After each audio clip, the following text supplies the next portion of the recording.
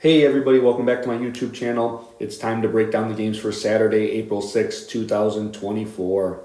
So first of all, guys, let's take a look at how we did yesterday. First off, I did not post my plays on Sportsbook Whisper like I say I'm going to. I accidentally posted them on my personal account. So I wasn't going to add in how we did yesterday into this because the plays never got out there. However, I took a loss yesterday, and I don't want to make it look like I'm trying to manipulate the numbers, not count my losses, make it look like we're doing better than we're doing. So I decided to put them in here anyways. My plays were Yankees money line, we lost that one. The Rays money line, we lost that one. Astros first five, we didn't win that one. And then we had a 4-hit parlay and a 5-hit parlay. We lost both of those. We did win a Tigers Phillies Braves parlay, and we did win the Orioles. So overall, we ended up losing $393, and that puts us down 504 for the month. 5 units is not a lot. It's only April 6th, so there's a lot of time to get back and make a good profit this month. The first 2 games of the day are the Oakland Athletics at the Detroit Tigers and the Cleveland Guardians at the Minnesota Twins.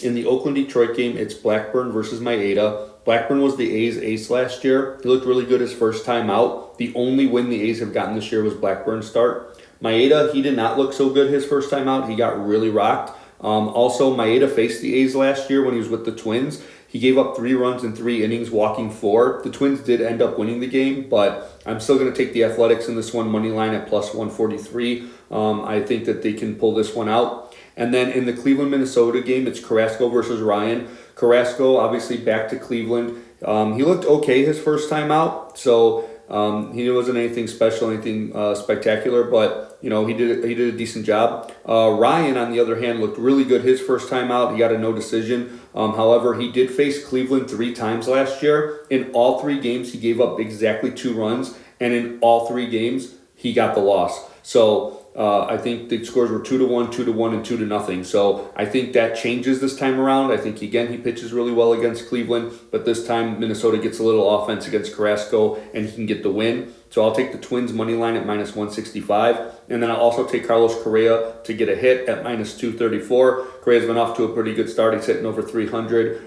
He has a lot of at-bats against Carrasco, and he's had a pretty good success, so we'll go with Correa to get a hit. The next 2 games to look at are the Miami Marlins at the St. Louis Cardinals and the Los Angeles Dodgers at the Chicago Cubs.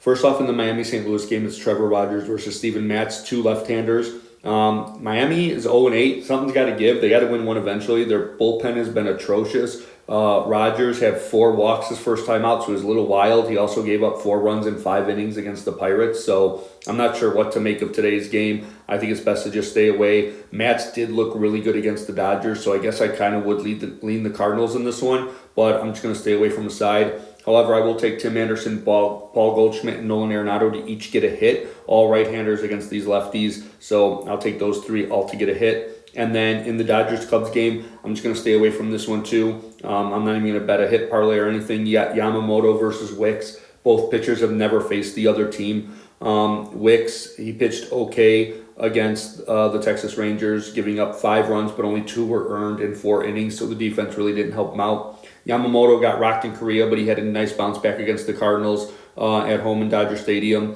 Now he's back on the road again against a Cubs team that's super hot right now. They actually score more runs per game than the Dodgers early on this year, so I think it's best to just stay away from this one. I probably leaned at Dodgers yesterday, and that didn't work out too good in a high-scoring affair. The Cubs end up winning 9-7, so this one probably be lower scoring, but I think it's best to just stay away. The next 2 games to look at are the Baltimore Orioles at the Pittsburgh Pirates and the Philadelphia Phillies at the Washington Nationals. First up in the Baltimore-Pittsburgh game, it's Tyler Wells versus Bailey Falter. Tyler Wells faced Pittsburgh last year. He went 7 innings, no runs, and got the win. Also, Wells in his first start, he got a quality start. He went 6 innings, giving up 3 runs. He did get the loss against the Angels, however. Falter, he's never faced Baltimore before. He got knocked around his first time out against Miami, but he got off the hook for the loss, as obviously Miami is winless and their bullpen blew that game. So Falter got lucky on that one. However, I think Wells is the better pitcher. I think Baltimore's the better offense. We had the Orioles yesterday money line, and they came through for us against Pittsburgh. So we're going to take the Orioles money line again today at minus 135. We're just going to run that back. And then in the Philadelphia-Washington game, it's Ranger Suarez versus Jake Irvin. Both pitchers went 5 innings, 3 runs in their first outings. Suarez faced the Braves and Irvin faced the Reds. So Suarez faced a much tougher competition, obviously. In this one, Suarez last year faced Washington 3 times and went 1-2. And Irvin faced Philadelphia 1 time. Washington got the loss. However, Irvin went 6 innings, no runs, and they still lost 12-3, so it was all the bullpen. So I think this game is really close. So I'm just going to stay away from a side. I'm not sure really what's going to happen in this game. I'd probably lean Philadelphia, but I think it's best to just stay away. However, I will take Lane Thomas, Kyle Schwarber, Bryson Stott, and Bryce Harper to each get a hit in this one. The next 2 games to look at are the New York Mets at the Cincinnati Reds and the Houston Astros at the Texas Rangers. In the Mets-Reds game, it's Severino versus Nick Martinez. Neither pitcher has a long history of starting against the other team, so there's no past data to really look at. Both pitchers pitched 5 innings, giving up 3 runs their first time out. I don't think we should take any side on this one or take anything in this one, so we're just going to stay away. Martinez doesn't have a lot of experience as a starter, and also the Mets offense just can't get rolling. They average just over 2 runs a game. Even yesterday, they win 3-2 against the Reds, but they only get 4 hits. Their lineup is ravaged with players hitting under 200. They just cannot get clicking right now. So if they could get going, I would probably take the Mets. They can't, I'd probably lean the Reds. But the Reds are heavy minus at minus 120, probably more than I want to lay. So I'm just going to stay away. And then Houston versus Texas, it's JP France versus John Gray. In his first outing, France pitched okay, just over 5 innings, giving up 3 runs against the Yankees in a game that the Astros bullpen blew, just like a lot of games this year. So that's how the Houston Astros fared in that one, France's last start. John Gray, he got a no decision, but he got rocked against the Cubs. But the Rangers were able to come back in that ball game, so he was able to not get the loss. In this one, I'm going to lean the Astros. We had the Astros first 5 yesterday, and it really burnt us. This game is minus 110. The Rangers are also minus 110, so basically they're saying it's a coin flip. Houston was 2-0 last year against Texas in JP France's starts, and Texas was 0-3 in the 3 starts that John Gray had against the Astros. So they obviously are in the same division, so they see each other a lot. They have a lot of experience. JP France has gotten the better of Texas. John Gray has not gotten the better of Houston, so I'm just going to take the Astros at minus 110. And then I'll also like Yordan Alvarez to get a hit and Corey Seager over 1.5 total bases. The next 2 games up are the Toronto Blue Jays at the New York Yankees and the Chicago White Sox at the Kansas City Royals. First, in the Toronto Blue Jay New York Yankee game, it's Kevin Gausman versus Clark Schmidt. Last year, Gausman faced the Yankees 3 times. The Blue Jays only went 1-2 in those games. However, it's not because of Gausman. Gausman went 20 innings, only giving up 2 earned runs overall against the Yankees. In fact, in his last 2 starts against the Yankees, he went 13 innings, 0 runs, and yet still the Blue Jays went 1-1 in those 2 games. So Gausman really pitches well against the Yankees. Clark Schmidt, he faced the Blue Jays twice last year. Both times the Yankees got the loss. So we had the Yankees yesterday and we got burnt. Both offenses are kind of lifeless right now. The Yankees, even though they're 6-2, score less than 4 runs a game. Toronto also scores less than 4 runs a game. But we're going to take the Blue Jays money line in this one at minus 105. I think Gausman's the better pitcher, so we'll just rock with that. And then Juan Soto to get a hit. I think that's a good player prop for that one. And then in the White Sox-Royals game, it's Flexen versus Waka.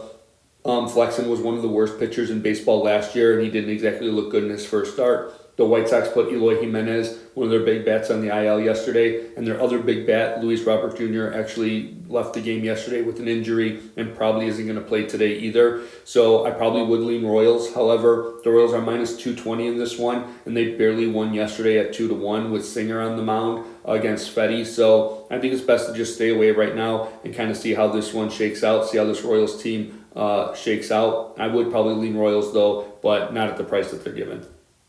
The next 2 games to look at are the Seattle Mariners at the Milwaukee Brewers and the Arizona Diamondbacks at the Atlanta Braves. First, in the Seattle-Milwaukee game, it's Bryce Miller versus DL Hall. DL Hall with 1 career start earlier this year against the Mets. He went 4 innings, giving up 2 runs. He did have a whip of 2, however, so the bases were constantly clogged. He just kept getting out of it. Bryce Miller last year, he pitched okay for Seattle. He had 20-plus some starts, and 9 of them were quality starts. He didn't look very good his first time out, however, against the Red Sox. He went 5 innings, giving up 4 runs and getting the loss.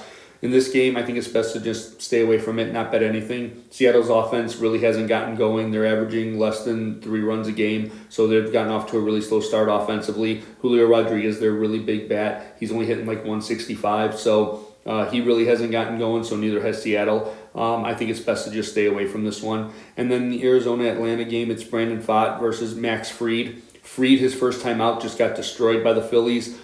He really had no control. He couldn't even get out of the first inning. He only went 2/3 of an inning. He actually had 43 pitches thrown. He walked 3, giving up 3 runs. He didn't get the loss because the Braves actually ended up winning that game 12-4. They just poured it on against Philadelphia in that game.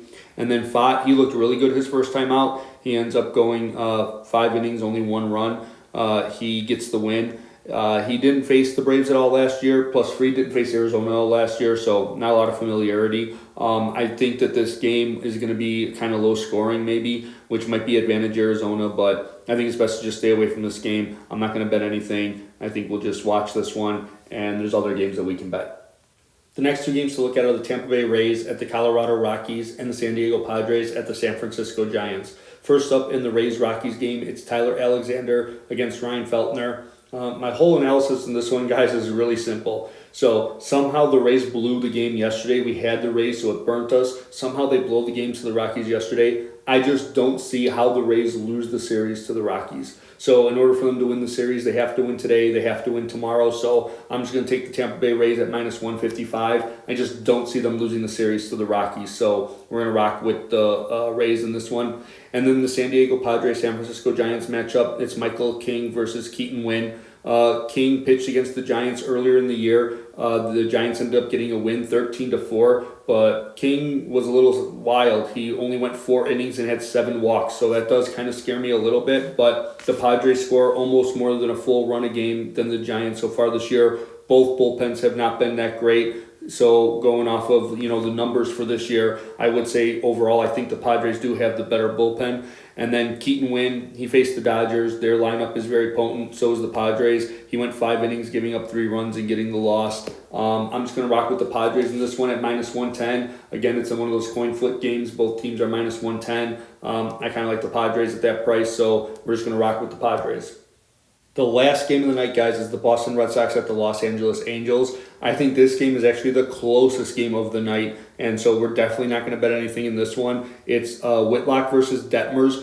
Both pitchers went 5 innings, 1 run allowed in their first time outs, both getting the win. Last year, they both faced each other, Whitlock versus Detmers. Boston ended up winning 2-1 in a really close game. So everything just screams that it's going to be close. The Angels actually do score about a run more per game than Boston, but Boston has a higher on-base percentage and constantly has guys on base better than Los Angeles. So I think this game is super, super close. I think it's best to just stay away. We've had enough bets for the day, and so we're just going to not look at this one. All right, guys, we also have the Final Four tonight. It's going to be 2 games that have 2 very heavy favorites. First game of the day is going to be NC State against Purdue. NC State's getting 9.5 points. Is the spread that I saw. 146.5 are the over. They're plus 350 on the money line. Purdue's minus 465. And then the Alabama-UConn game. Alabama's getting 11.5. The over-under is 161.5. Alabama is plus 540 on the money line. UConn is minus 800. So you have 2 very heavy favorites, and I don't blame the lines for being that way. These 2 teams have really looked the strongest in the tournament and maybe even throughout the whole regular season.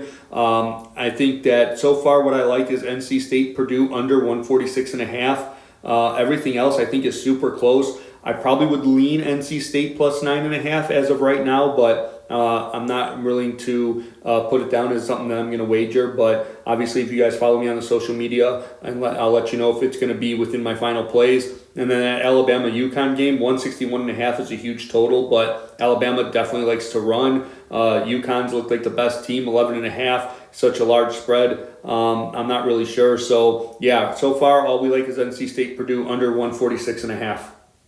All right, guys, that does it for tonight's games.